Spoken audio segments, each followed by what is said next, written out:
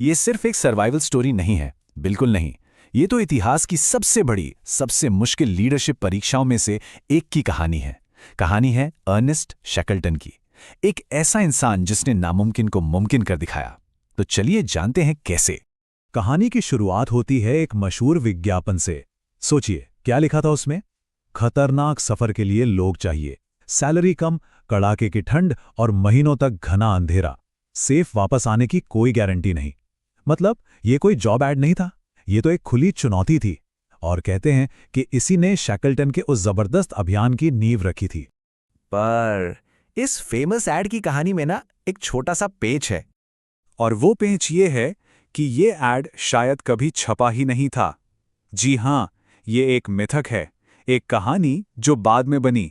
लेकिन रुकिए, क्योंकि असली कहानी तो इससे भी कहीं ज्यादा हैरान करने वाली है।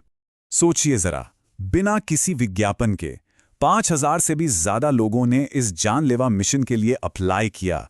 क्यों? सिर्फ एक नाम के भरोसे, शैकल्टन।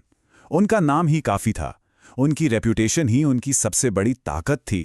तो चलिए अब कहानी के उस हिस्से में चलते हैं जहां लीडरशिप का असली इम्तिहान शुरू होता है।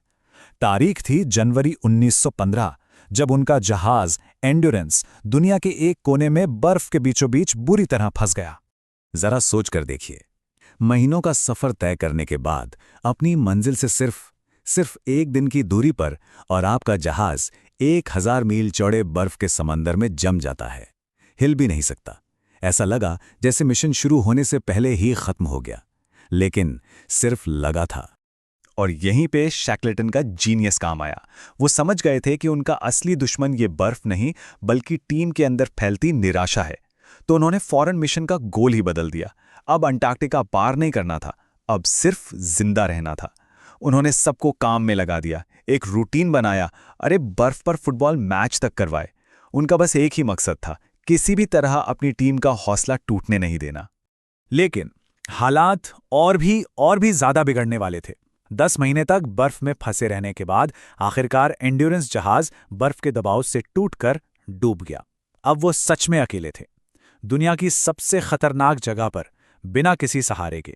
अपने ऑफिसर्स के साथ अकेले में शैकल्टन ने सच कबूल किया। उन्होंने कहा, इसका अंत बहुत करीब है।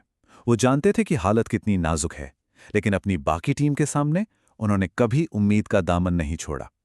यही तो एक लीडर की पहचान होती है, सच्चाई को समझना पर हौसले को बनाए रखना।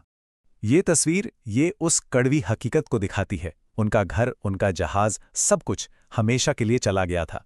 अब उनके पास जो कुछ भी था वो बस इस बहती हुई बर्फ की सिल्ली पर था।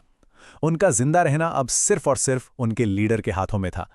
और जब लगा कि अब कोई उम्मीद नहीं बची, तब शैकल्टन ने एक ऐसा दांव खेला जो इतिहास में दर्ज हो गया। एक ऐसा दांव जिसे कोई हिम्मत वाला या फिर कोई बहुत हताश इंसान ही खेल सकता था। एक छोटी सी नाव में 800 मील का नामुमकिन सफर। ये नक्शा देखिए, ये उनकी उस अविश्वसनीय यात्रा को दिखाता है। पहला हिस्सा, बर्फ पर पैदल चलकर और छोटी नावों में बैठकर एलिफेंट आइलैंड पहुंचना। और फिर दूसरा और भी खतरनाक हिस्सा, शैकल्टन और उनके 5 साथियों का जेम्स केड नाम की छोटी सी नाव में दुनिया के सबसे तूफानी समंदर को पार करना। और यहीं पर लीडरशिप का एक बहुत बड़ा सबक छुपा है। सबसे मुश्किल काम, सबसे खतरनाक काम खुद करो। शैकल्टन ने इस जानलेवा मिशन के लिए खुद को चुना। उन्होंने किसी और को नहीं भेजा, बल्कि वो खुद टीम को लीड करने के लिए आगे आए। वो नामुमकिन सफर तो पूरा हो गया, लेकिन शैकल्टन का काम अभी खत्म नहीं हुआ था। उन्होंने एक वादा जो किया था। तो चलिए अब कहानी के आखिरी पड़ाव पर चलते हैं, उस वादे को पूरा करने की कहानी पर। यह टाइमलाइन सिर्फ कुछ तारीखें नहीं है, ये एक इंसान की जिद और हिम्मत का सबूत है।